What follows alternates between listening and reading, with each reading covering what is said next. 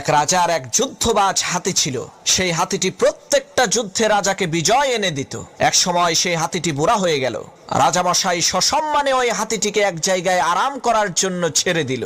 একদিন ওই হাতিটি পানি খেতে যেয়ে দিঘির কাদার মধ্যে এমন একটা জায়গায় আটকে গেল যেখান থেকে বের হওয়া ওই হাতির জন্য একেবারে অসম্ভব। এদিকে হাতির এই খবর শুনে তো রাজার কলিজা নাড়া দিয়ে উঠল।